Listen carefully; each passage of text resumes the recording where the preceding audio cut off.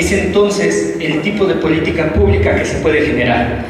En este sentido, yo voy a hablarles precisamente de algunos autores que han estado olvidados en el ámbito económico, pero que a mi parecer explican de manera mucho más precisa y puntual el capitalismo al cual estamos viviendo hoy en día.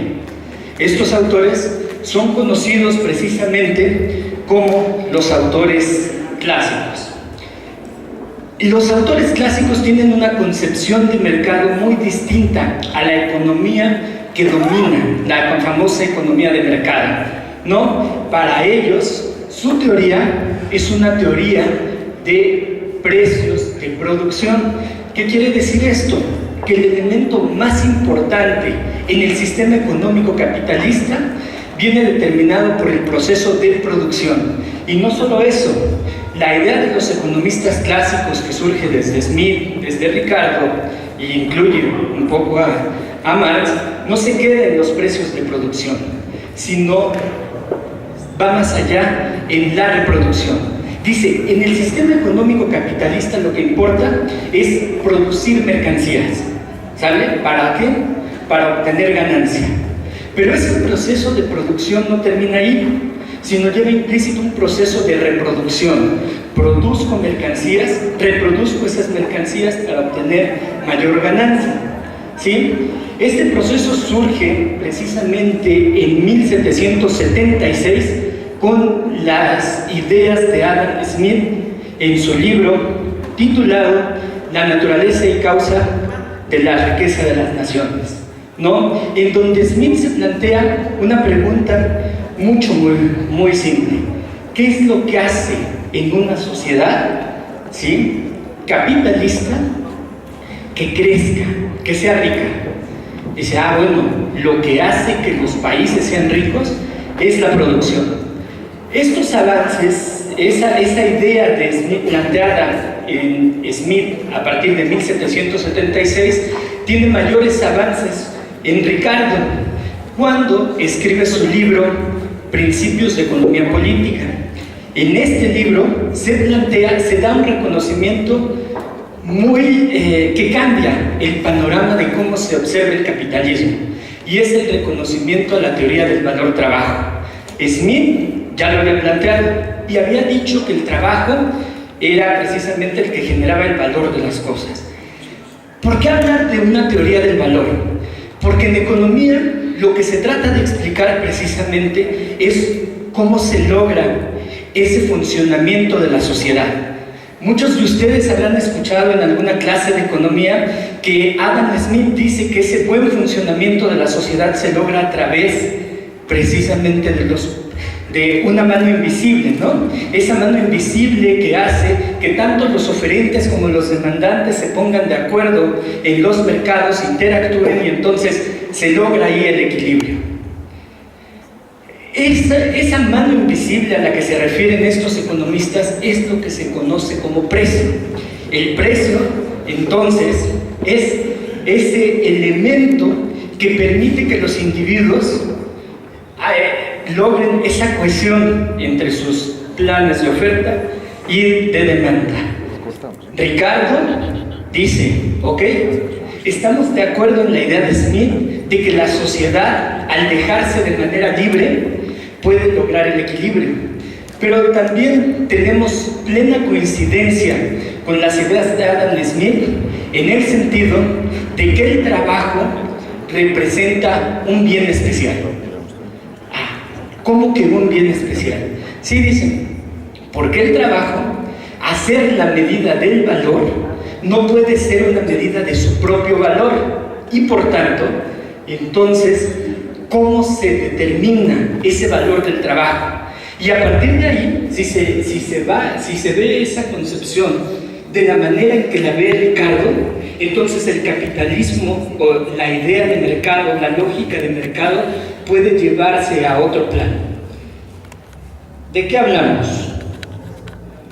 Primero, dicen, la característica general del capitalismo es una sociedad asimétrica. ¿Por qué asimétrica? Dice, porque no todos, no todas las personas, aunque todas las personas llegan a realizar interacciones, tienen el mismo poder de decisión. Es decir, existen acciones preferentes a cada una de estas clases. ¿Cuáles acciones? Dicen, hay 3 clases bien determinadas en la economía que les toca vivir a ellos: los capitalistas, los trabajadores y los rentistas, ¿salen? O los dueños de la tierra, en este caso. Los individuos entonces determinan sus ingresos sobre la base de un principio propio que difiere del que rige para los ingresos de los miembros de los otros grupos. ¿Qué estamos diciendo?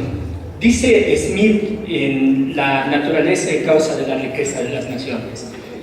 Dice, se puede determinar, 2 individuos pueden ponerse de acuerdo en el precio, por ejemplo, de un micrófono. Pueden negociar, pueden decir y estar de acuerdo en el precio que le van a dar al micrófono.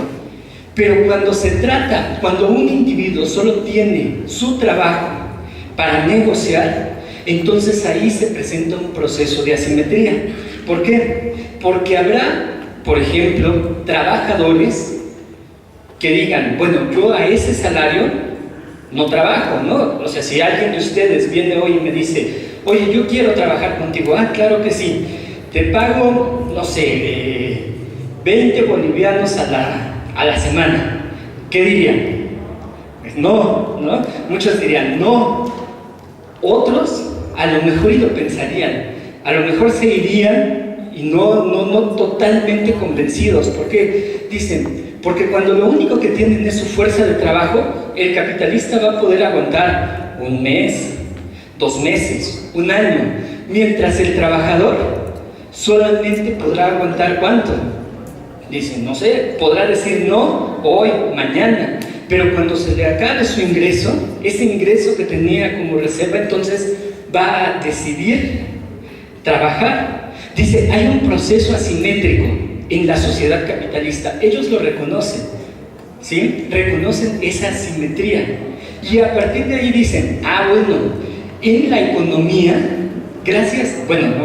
debido a esa asimetría, existen 3 tipos de variables que fundamentan o explican el comportamiento de la economía.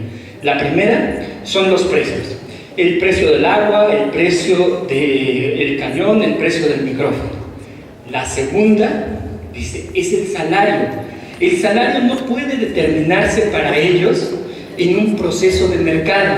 Dice, el salario debe negociarse. El salario se negocia, dice, no hay nadie que intervenga. O sea, nótese esto, que estamos hablando de una economía libre, sin intervención. No hay Estado, no hay gobierno, es la economía más libre y pura que pueda existir. Pero se reconoce esa simetría en el proceso de negociación salarial, en donde el trabajador presenta una desventaja. Dicen, bueno, entonces no hay forma de que el salario pueda determinarse en un mercado. De hecho, el salario para los economistas clásicos representa una variable distributiva. ¿Qué quiere decir esto? Que el salario, al ser la retribución del trabajo, permite que los individuos se hagan parte del producto social, ¿sí? O sea, se incluyen en un sistema económico. Son parte de la economía al trabajar y al hacerse dignos o merecedores de ese salario.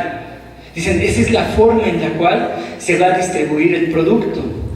En la economía tradicional, en la economía que domina o en la visión económica ortodoxa, recordemos que el mercado de trabajo o el trabajo es visto como cualquier otra mercancía. En la economía clásica no.